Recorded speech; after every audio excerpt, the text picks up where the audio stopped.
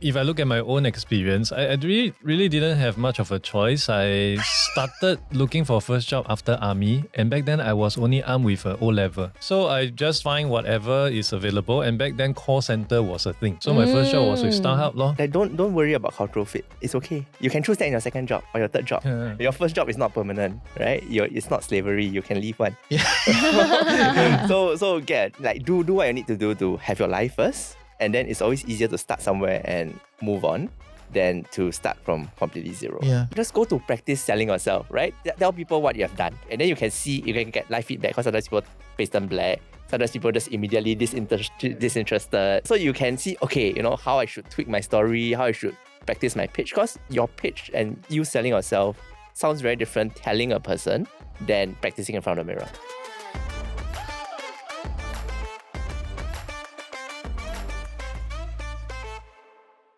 Welcome back to another episode of Wise and Shine. Today we're going to explore deeper into career, but for those of you who are actually going into your first job. And the earlier joke on this panel is that because when talking about first job, it's kind of sad, so we're all dressed in blue today. But we're called Monday. Just kidding, not planned, but to help us navigate the complexities and everything that comes with your first job, we've invited the oldest and the wisest, basically our the regular renters on the show. the lao ta on the show, to come and share with you from a Gen X, Millennial, I don't know what Gen Y, whatever Gen perspective. We're just not Gen Zs, okay? So if you're Gen Z, you probably want to listen to this because we're going to share our experience. And joining me on this special episode is Reggie. Hello everyone, yes. You must say the lao ta, like what makes you equipped to talk about? Actually, I'm not very equipped. Yeah, that's right. What job you had? Exactly. So I was at the event. I was at the mall. There were a few people that were sitting around, and then we started chatting. They were all younger, definitely Gen Zs. They're new in the job market, and it made me think like, is TFC getting irrelevant? Like we need to reach out. Like we need to we're not being a Gen Z platform now, but we want to see whether we can still stay culturally relevant. I think the thing is that a lot of the content and the things that we talk about are actually very relevant. Yeah. But it could be that some of these are not reaching the right audiences. No, because our content, we target the working professional, the more senior, mid managers, So that's kind of where we are at, right? Yes, but once in a while, we can have this fun episode, which is titled Career Advice I Would Give My Younger Self. And joining us on this panel, we have Adrian and Anthony, which you guys have seen very often on the show, but really they reintroduce themselves. After the Skills Future episode, you're labeled as a renter. But anyway. Today rent more. During my time. But yes. For some reason, if our audience don't know you, maybe you want to introduce yourself. Hi everyone, I'm Adrian. Professional renter, as Reggie said. I'm also a fractional CMO. I written a book on self-employment, and I also run my own podcast, The Adrian Tan Show. Hi, I'm Anthony, a professional renter number 2. Sometimes Budget, investment, CEO, CFO. All the important stuff. Yes. So this is also very important to us, which is why I'm here. Of course, yeah. She was saying so is she my favorite co-host? Then he also like to say, is he my favorite co-host? I was like, don't need to answer the question. I'm not answering. Yes, that's a different topics. Family dispute. That's it's like the kid asking, Daddy, am I your favorite? Oh my goodness. But yes, come bring us through. Okay, so we want to talk about first job. Yes. Right? I think let's start with the advice that we would give our younger self when it comes to applying for first job. How did we get through it? What would we have done differently knowing now what we didn't know back then, and how our own experiences was like? Firstly, I think if I look at my own experience, I really didn't have much of a choice. I started looking for a first job after army, and back then I was only armed with O level. So there's only I went in army with O level because I couldn't get a course. It's either nursing or maritime engineering lah. Both I reject. I could see you as a nursing. No, anyway. I can't see you as a nurse either. So I just find whatever is available, and back then call center was a thing. So my first job was with StarHub lor. My first paycheck was $1,250 plus $250 allowance, and then plus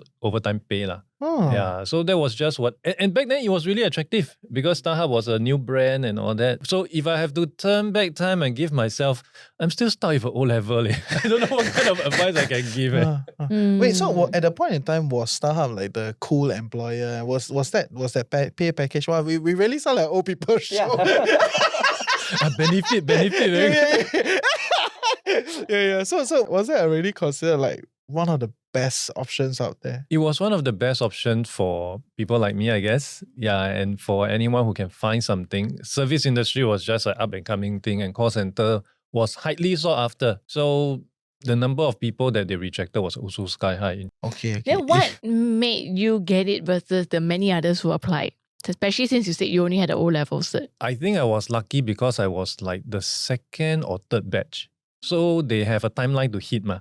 By I can't remember, 1st of April, the call center must be up. But one thing I did learn from it is because you're one of the pioneer batch, you get to scale up or go up the career ladder quite fast. Because when they need to expand and they need a supervisor, they no choice lah. They just find the earlier pioneer to, okay lah, you lah, we try lah, we take chance on you lah. So I think for my younger self or people at that age, maybe trying to find this up and coming kind of jobs would make sense. And I also hear it for content creator Geraldine Pia. She also mentioned before why she specifically looked at job where it's a new field for her. Meaning to say, if she go in, she's the first AE in the whole APAC. And that again helped her to craft a lot of things, create her own playbook. And when the team start to scale, she naturally will also scale up with the rising tide. Yeah, so I think I have very different context from you, right? Because I went to uni. All my uni degrees have like relatively specialized courses. So application was a bit more straightforward. You have these career days, you have all these employers come to you, and then you just spam applications. I think at that time, I did not really care who I was going to work for. I just needed a job. So I did all the applications I could. I did so many, all the stupid psychometric assessment, test your IQ, can you do basic math? Then only after a while, then you get offers, hopefully, and then you get to choose, right? Or you get the internship, and then you try a place out, and then you see if it works, and then you hopefully convert to full-time if you enjoy it. How I would have improved it, I don't know. I still think spamming applications is I think it's kind of correct. the right. No, in fact, I feel like it is concerning that people no longer see that as just part of the course. Don't worry about cultural fit. It's okay. You can choose that in your second job or your third job. Your first job is not permanent, right? It's not slavery. You can leave one. Yeah. so do what you need to do to have your life first, and then it's always easier to start somewhere and move on than to start from completely zero. Yeah. I feel lah. And don't be so afraid of this rejection thing, because it's just a numbers game. I think from the HR end, it's really just a numbers game. Whether they are they're trying to fill a lot of people in the same role, that's also a numbers game. Or whether they're just trying to narrow you down to decide whether you are the person that they're going to invest in. You hit a certain few criteria, you come from the same correct school with the correct grades. Yeah, then that gets you there, right? When I say unsound, it's because I've already tested the fears. Right, but at that point in time when you're in your like teens or early 20s, right, like of course it's very scary lah. Right, you go into this HR person never even smile at you, so tell me. And it's like, because the HR person not smile at you, she has done 20 calls before you, like she's very tired of talking. She's also very tired, very sian already, right? You are like the end, and the hiring process on it takes months, right? So they are all very sian, right? So it's not that they don't want to smile at you, but I think for a lot of the younger crowd, you kind of have to realize that it's just, part of the course. It's just how the system works. You don't need to feel too bad when people don't reply you, they ghost you, they, or they reject you. They say, reject lah. It's just numbers, right? You spam. So I agree with the spam method. Like you walk past them on the street, they don't know you, you don't know them. You don't know what? It doesn't matter what. Just go. Don't think so much, because the more you think, the more you sink, right? It's not gonna get you anywhere. Yeah. Exactly. And don't put too much hope on just one role. Yeah, because you could want that role a lot and do all the preparation for it, but you might not get it. Then your disappointment will be more. My story is a bit different and it's a bit of a joke. The advice I would give my younger self is to research more into the titles and not just think the title is what it is. Because you probably heard this story before. I was from Wikimwi, right? I did my internship in an ad firm where my title was account executive.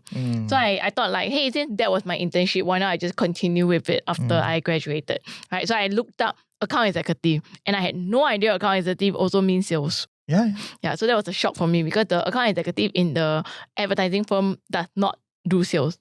The junior one just waits for the senior one to go and close the client, right? Then we just manage the project only, so we're more of a project manager. And I was pretty good at that. Yeah, so I got a shock because like I was like, oh, I found a role which was in a magazine, Perfect Media, and then it was account executive, and it just like the job description just sounded like things that I had already done and could do, and the learning curve would be not so difficult to overcome. So I applied for it, and it was the only application I made because I went for the interview. The person basically just on the spot told me like, yeah, we'll take you, and asked me if I had anyone else that I would want to introduce because they're also looking for someone else. Yeah, so We'll go there later. so I didn't realize then either that was a rape. Like, I just thought like I did so well in my preparation, because I am pretty good at acing interviews in the sense that I do a lot of preparation more than the average person. And I think that's very important, right? You have to come in with your portfolio. So I went in with all the work. Throughout uni, I'm very strategic. Like I don't just want to do school projects. I want to work on real world projects as well. So I was doing stuff for like Coca-Cola, for Zalora, and these went into my portfolio to prove that I've done real work. So I'm already one up against above my peers. Being prepared is very important. I think being over prepared is also very important. So I read up a lot about the company, what they do, and I was able to ask like very quality kind of questions that most people wouldn't know. Because sometimes the problem with spamming interviews and applications is that you don't get as much time to go as in depth. So the candidate who's able to ask like higher level questions, right, will stand out and leave an impact in the HR's memory, and hence potentially more likely to get the job.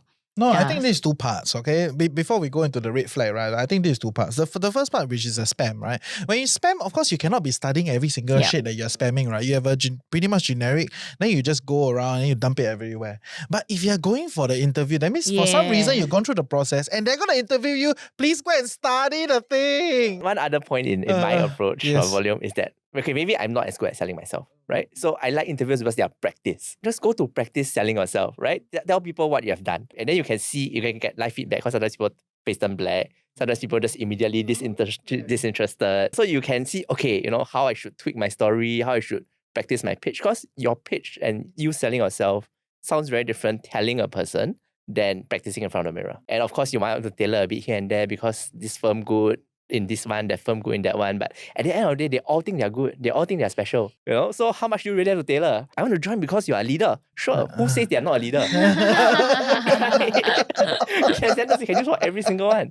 So just, practice. And I think it's always useful to get more and more practice. And then, but especially for me, where I wasn't very good at it, to sell yourself, sell your experience. And then when it comes to the job that you actually want, you are prepared. Right? So preparation is not just kind of that, reading up about the company beforehand and their core values and whatever. It's also about how you can build that connection and sell yourself. Yeah. And I would say the kind of lack of confidence, it's a virtue of youth, right?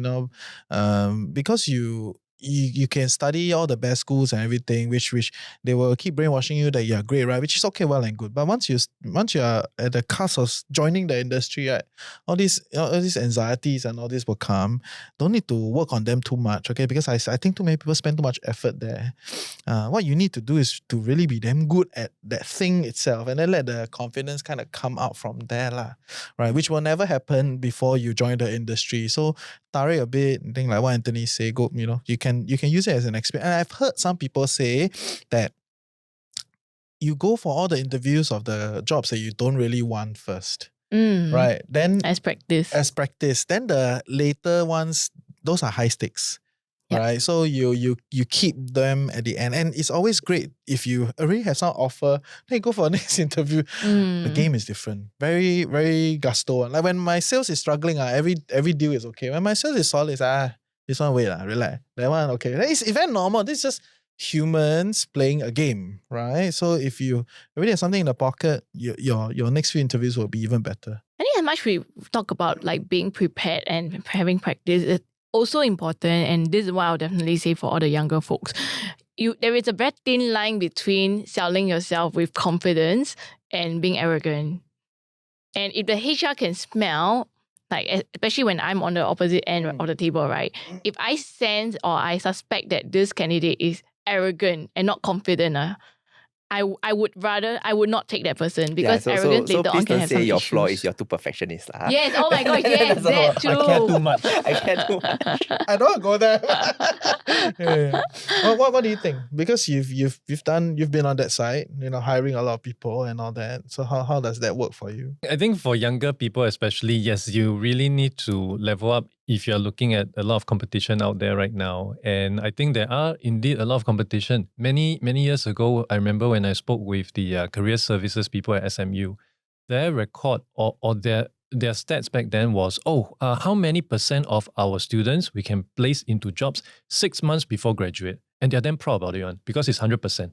Yeah, so we don't need anybody to help us. We are really that good already. But right now it's 6 months after and everyone is struggling. So why is that the case? Because, maybe job market not good, etc., etc. So that is where you have to one up. I'm actually personally, because I didn't go through the conventional local uni route, my heart is more leaning towards those who may come through the private uni and those, because they are really at a disadvantage Even until today private uni they will still ask you, so you are this uni you distant learning or you go there learn, they will ask those kind of questions, and of course where they are going and that really makes it even harder for someone who may already be struggling and really just is a sucker punch to their confidence So how do you double on that? Which I guess is why a lot of people right now going for a lot of internship try to gain experience left, right, center to try to make up for what the perceived lack of of what they can easily get into a job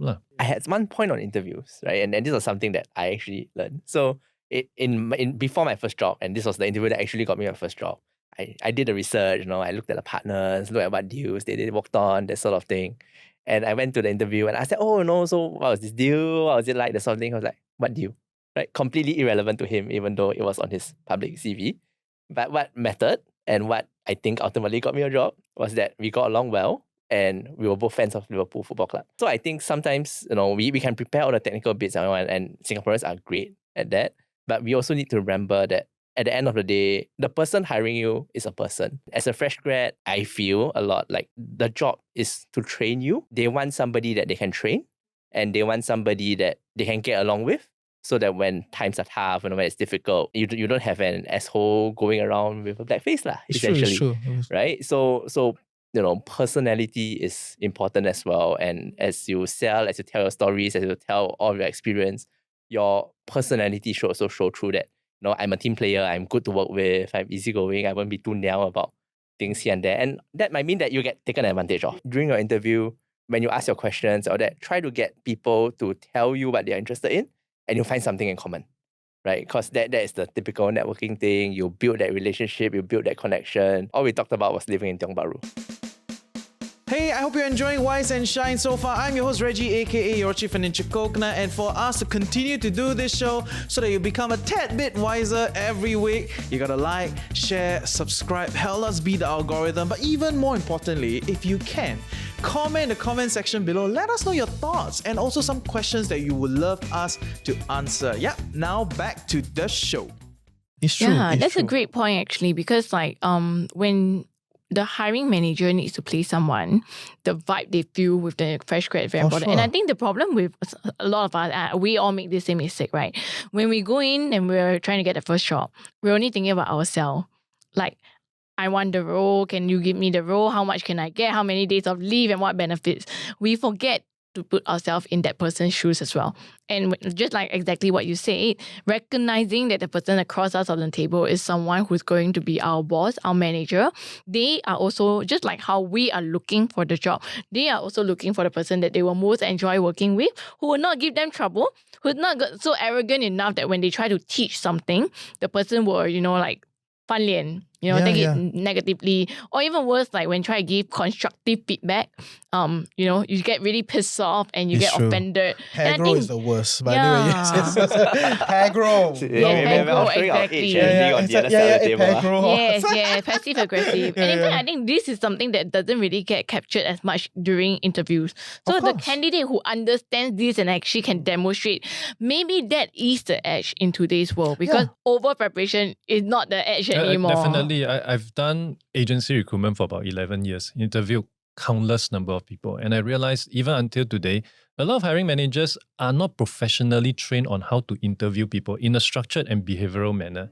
Because of that, what do they lean towards? Whether I like you or not. Lor. So you just have to make the person like you. Everything else inconsequential one. Even if the HR come and tell you that, hey, you never follow my form. You never follow whoever framework, on how to interview.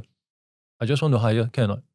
No, overwritten. Yeah, so that is usually the case one. So you just have to make sure that the person like you, as Anthony said, and yeah, that would work out very well for you. You must ask yourself, right? If the company is desperate to hire you, right? What the hell is going on? Right? Like, how many people have they cycled through this? And I've heard on like interviews where people say things like, I've been hiring for 6 months, like, are you sure you're the one? I was like, how can you say that, right? Like, it's very different, but it's very problematic when a company is like that. So the question is a company hiring for a role that, just no one cannot else be filled, wants. right? Cannot be filled, or are they competing in a category that is just too complicated, too difficult, such that, there's none of such a hire, in the space? Because sometimes this person is very good. Like maybe you come from like Wikimbi or whatever school, right? Okay, you know your comms, but okay, now the role needs you to know a bit of digital marketing, need you to manage a little bit of social media, all these other things. Then you're essentially putting a role together that does not exist in terms of the natural talent flow, right? So, or company management really quite problematic, or the workspace is problematic. That's why you keep rotating, right? Isn't that a fair statement? Yeah. And a lot of red flags are also non-observable, unfortunately, which is why if you have the opportunity, you would want to go through a staffing or recruitment agency because they'll be able to tell you the behind-the-scene things that's happening. So a couple of things I've seen before, I spoke with this audit company managing partner.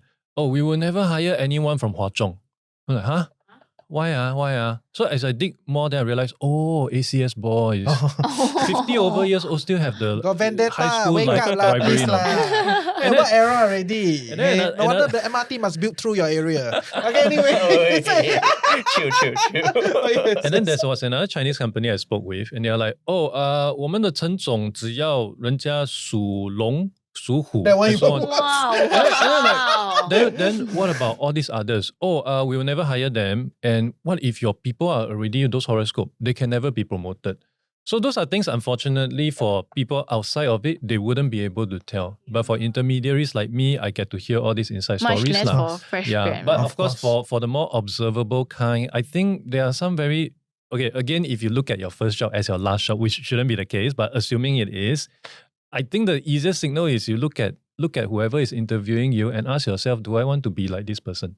Yeah, if you cannot imagine yourself, then I don't think so lah. I don't think that is a job you want to stay, because ultimately you can talk about the company culture, the nice pantry, the free coffee, but all these are immaterial if you have a lousy boss. Any last things? Anything you want to add? Yeah, I think the last thing I have to add is just that just because they're red flags doesn't mean you cannot take the job, right? Like no situation is perfect.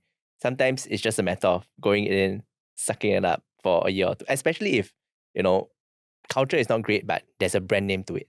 Or you'll learn something from it. It's okay. Like, that's why people still can be auditors, right? Everybody goes in 1 or 2 years, go out, right? And it's a revolving door, right? And there are lots of red flags about jobs like that, but it works because it's part of a system and it's part of giving you that required learning for you to take your next step, right? So I think, there are red flags, but I think at least my reality is that no job is perfect.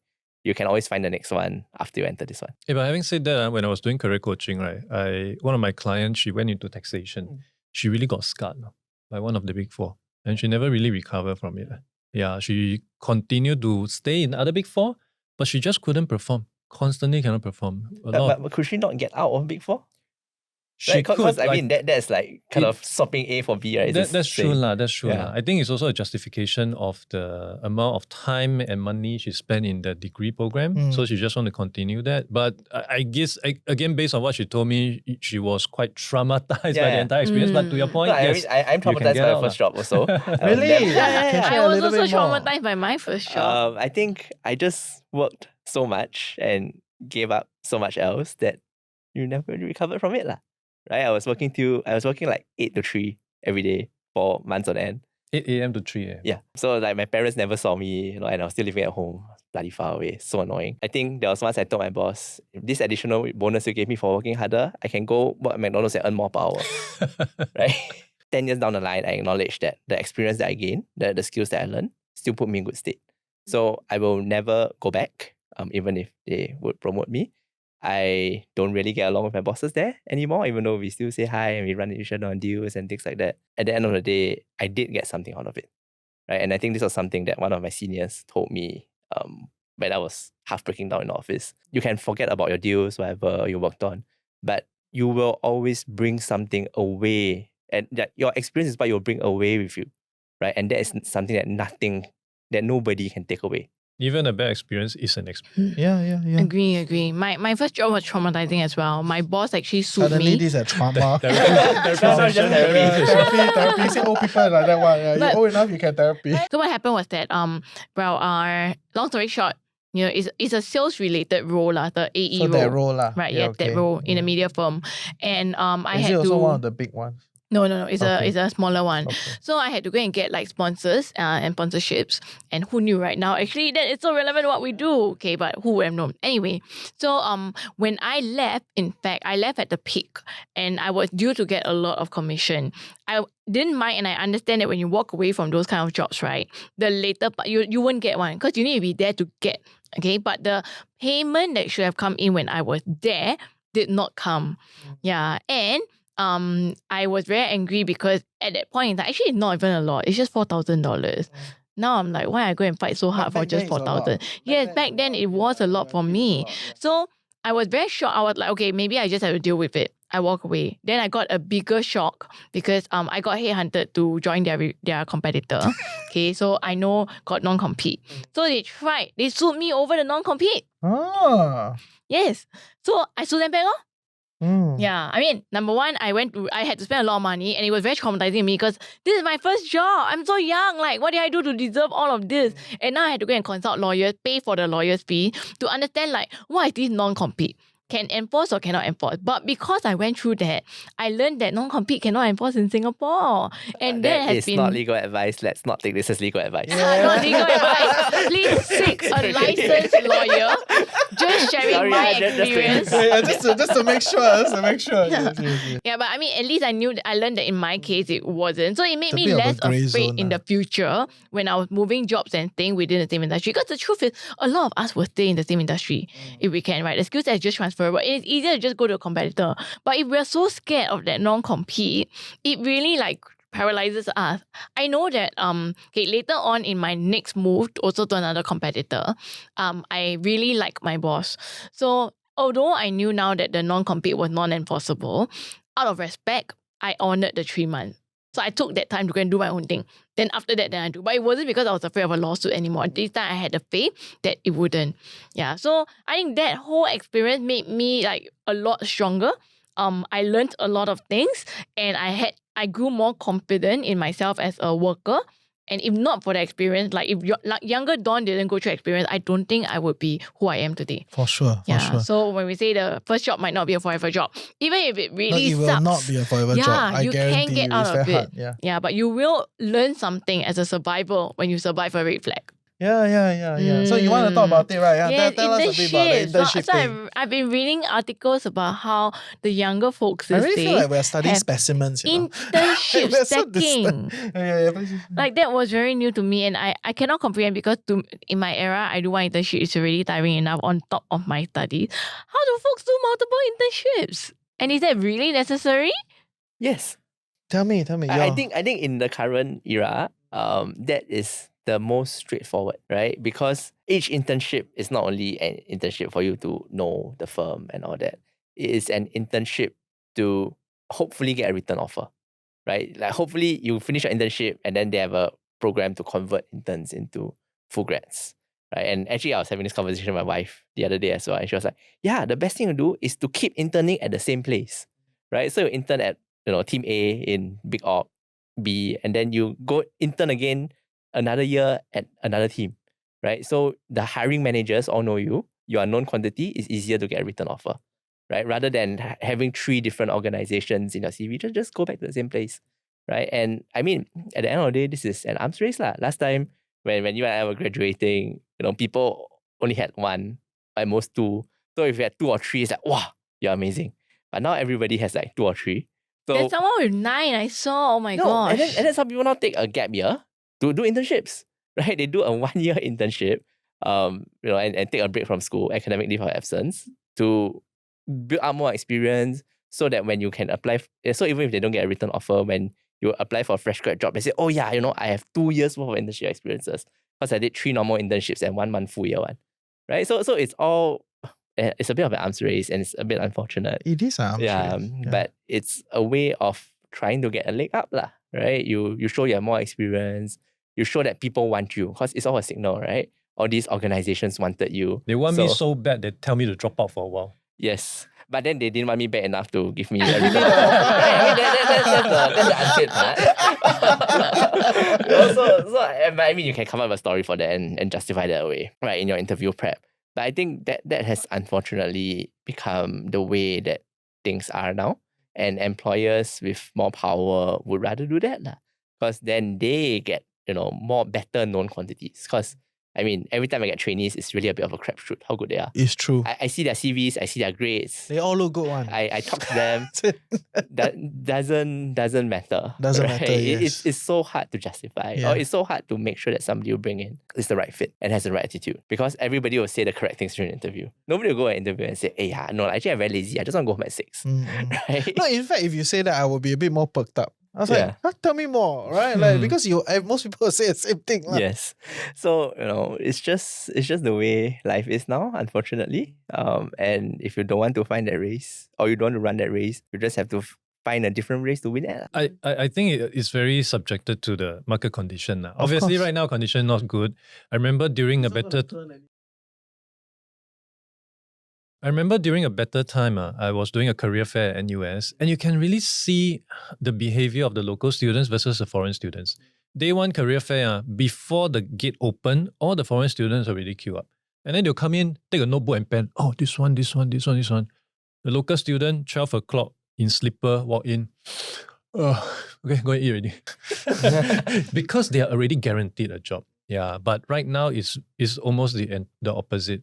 You need to have something else beyond something else. And to your point about the CV, everyone can ChatGPT their CV. Right? So everyone's CV is almost the same already. It's the same glossy, matte finishing. Yeah. So how do you differentiate? You have to differentiate with the amount of hardship you are willing to take. Yeah. No, and just to talk a little bit about the risk adjustments, right? Essentially, the known quantity is a risk adjustment idea, right? So like, I've converted 2 interns. think there's a good chance we'll convert a third one. And it's great because, especially for a smaller team, you cannot take too much risk. You're not like a MNC, right? Drop in the ocean, right? This person cannot. Okay, now am I out? Rotate next batch. Include 1 headcount. See whether I can cover, right? That's about it.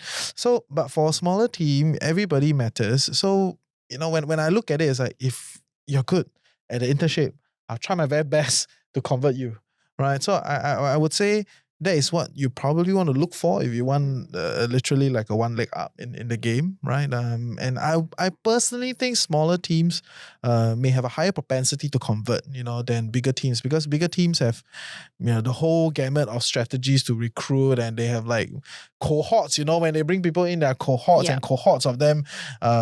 There's no real big incentive to convert. That's why wives say, have to try to intern at the same place, right? And then you increase your known factor in the organization. I have a friend who dropped out from SMU just to extend the internship at a Malaysia bank, because I was asking him, hey, why don't you do it? All your friends will graduate. Yeah, there's only 2 of them. Either one. I mean, got a few other 2 big ones. The one that didn't start with the M. So he was interning there and he extended the internship. So asking, hey, why you want to do that? Why your friend graduate? You still continue? Oh, because they somewhat sort of guarantee him a role, which happens to be the case. After that, he go back to school, come back, he got a job, he got a full-time job. And he was telling me, end of the day, it's about getting a job. Yes. That should be the end goal. Yes. Yeah, any detour along the way which may be against the norm, you just go for it lah. Yeah. Especially when the organization gives you that type of guarantee, right? To say like, hey, how about you extend your internship one more year? Then after you go back and complete your studies, and then we'll offer you that full-time job. Then you take it lah. Yeah, of right. course. It's not rocket science, right? Don't need to graduate with the same batch. Yes. So I think there's one more other phenomenon, right? That maybe when we were young, we also had this experience. Also a bit annoying lah. But I think these days it's even more annoying, right? So a lot of Gen Zs are saying, we are fresh grads, right? We are new, but then your opening job need 3 years experience. Your lowest life form also need 5 years, right? Like so how is that fair? How can we join you? I'm sure you've seen those things on the internet, right? So yeah, any thoughts and feedback on that? I think some companies are quite ridiculous. Yeah, very ridiculous. They basically they do not know how to hire or create new JD, just copy and paste from the competition. Yeah. Like imagine someone telling you right now, I want someone with 10 years of ChatGPT experience. I'm like, huh? ChatGPT was just invented a few years ago. What's going on? Yeah, I think that unfortunately is a signal that the company doesn't really know what they're doing, and it may be a red flag to some extent, but for bigger companies, they have their own graduate recruitment programs lah. So that one it's an easy thing. But again, going back to what I mentioned earlier on, a lot of people hire because they like you, and they hire in the most untrained manner. If you are able to connect with them at a personal level, you can bypass all this. Yeah, if you really like the job, you can easily do a research on LinkedIn who the hiring manager is or who a supervisor is. Connect with the person. Showcase to him or her why you are interested and why you should be up for this job instead of anyone else. Rather than going through HR, because HR put through the applicant tracking system. You got 3 year, no 3 year, out, okay, move on next. And then you're just gonna get ghosted. Yeah. And it's like dating. So please don't expect they definitely reply you, even if you go through this more social route, right? You gotta knock and knock if it really matters. Actually, I do have a question. Is there a more effective way of doing this kind of social outreach? Because I get emails like that and I get very annoyed. I hate it. I never reply those things. Right. Yeah. So Sorry. I'm not sure how relevant this may be because we're talking about fresh grads, Yes. but a study has shown the best source of new employees actually come from internal referral. Second source will be employment agency lah. So if you are clever enough, let's say you want to join Deutsche Bank, you try to find anyone in Deutsche Bank, make friends with them. Hey, can you refer me to that job or not? Because by virtue of internal referral, right, HR or hiring manager more or less know that, okay, this one should be okay one. You're not going to refer your crazy neighbor into this new role. So more or less safe. That's why it's always the same circuit. Father, mother, friend, uncle, that. I think the most obvious is people, now that they know this technique, they will go and find the actual manager that they'll work with for their boss for in that role, right? And not that difficult. You just type the role and then one up the seniority and find on LinkedIn. So if you can think of that, there's probably a lot of other people who have the same idea, and that's where the person is getting annoyed because they're getting so many of these messages. So if that's happening, then the other way to do it would be to go find someone else in the company. I will share another hack. And then this friend of mine saw a role for head of talent acquisition. Okay, this is a bit senior role, but I think the concept still applies lah. So someone posted this job on LinkedIn. Do you know anyone? Please refer, blah, blah, blah. My friend could easily just go in and apply. He did not. He created a group chat. All of us are head of TA lah. Hey, this job, I'm interested. Can you go and comment and say, oh, you should talk to Michael? So every one of us know you should talk to Michael. Oh, Michael's your man. Michael. He didn't get the job lah. But I found this to be quite interesting idea and concept. Because ultimately, it's like social proof. Yeah, social proof. Yeah. Wait, but why he didn't get a job then? I don't know lah. I didn't ask lah. But I still think it's quite an interesting concept. Yeah. Because It is, hearing from yeah. others, and you don't have to do the selling. I do think this type of thing, you must have at a certain level, right? Juniors, very hard because all your friends have no credentials. Find someone else. No. So you write on your older friends who may then know someone who works in that firm. Okay. And then call them out for coffee. So let's assume make you that have person internship like before. you. Maybe Yeah. your internship supervisor can Yes, mention it there. correct. Or like Fair. maybe your 表哥表姐 lah, right? Go and say like, hey, you have any friends working in your shea bank? I'm trying to get your whole kampong. Everybody's out, right? Correct. Just Then- to get you a job. Then get someone else who's not in there. Then after, just buy coffee, not hard ma. Right. So No, but all the different on tips. that note, right? I think you should definitely take the opportunity when you have, let's say you're doing an internship, right? I think that's the main opportunity that first jobbers have lah, before getting a job. Please don't sit around. Right, like if you Go and network. no, not go there. Do the grind. Ask for what's next. You know, like a lot of people they think work-life balance, right? It's like, okay, I'm done. You know, but come on, you know, the only competitive value that you have in your youth, right, is the kind of energy and time that you can spend on. Because a lot of the older people now, you got idea, you also no energy. Right. So you want to like really milk the advantage and do that grind, right? If not, then I think networking during internship is very important because when you network, you're also you're also getting this social proof. Yeah. Even if you don't join the firm later, that is a full-timer who can speak with you for their competitor or someone else or leave you a LinkedIn testimonial. But I don't know about interns like now, or maybe it's an industry thing, but when I was doing my internship, the other interns were not networking. I was the only one like joining my colleagues for alcohol after work, and then I would network and interact with like the different departments, and I would hang out with them at the pantry or breakfast. But I realized the other interns tend to keep to themselves and only their manager, and I think that needs to change because at the end of the day, whether you're remembered or not, maybe not in that firm, but by the person who can then get you another role in another firm. One advice I always tell people to consider doing is, again, using Deutsche Bank as an example. You're going to try to find someone who's already Deutsche working Bank there. Client, huh? No, exactly. Can be hopefully in the future. Hopefully, I email here. Try to find someone who is in the career trajectory of where you imagine yourself 10 years, 5 years later. Reach out to the person. Hey, stroke his ego a bit. Wow, I see your career. Fantastic. Solid. I'm starting out. Like to get your career advice. You don't go straight to got job or not. Got job or not, people just sian one. Yeah, but if you ask career advice, wow, you're stroking their ego already.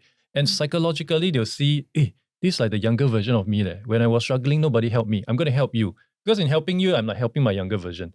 Yeah, so and I've seen this work many, many times. People will be open to entertain a coffee a chat and then a few months down the road, hey, I realize your company got this opening, based on your advice, you tell me, do you think I'm suitable? Can refer me or not? So it's a long game. So ultimately, if the job says it's a new junior role but then requires many years, then maybe the hirer also got some problem. But if not, there are still ways around it. It doesn't mean that you are disqualified. You can still put. You can still put. Yes. You never know. And a lot of times we go back to the pile. Okay. So for all of you that don't know, all the CVs come in, right? You will use finders, you screen, you control F, whatever you need to do. And then there'll be a pile, right, that sits around and says like, okay, not proceeding. Then you proceed with the rest, right? But at some point when that whole part where you proceed cannot work, right, you will go back and say, hey, look at the pile of that. Let's adjust some of the requirements and then re-look at the CV. So you really don't know what's to happen. And I would just say, although I've never gone for this type of career stuff, but truth of the matter is really tied to the economy. So it may not be a function of your ability. It may be just a function of the broader economy. Yeah. So I hope you found this episode useful. If you have friends or fellow peers who are about to go into their first job or have just graduated and have yet to find their job yet, well, send us this episode. And if you'd like to follow us on social media, feel free to add us on your Instagram. Go and drop in your email address to the Financial Coconut newsletter to get more updates on all the career don't email me, advice. I will not reply. We didn't say email, we said Instagram and socials. Okay. Yeah, so go ahead and send this episode to whoever you might find this useful. And we'll see you on the next episode on career advice we'll give our younger self. Thank you. Okay, bye-bye. Bye.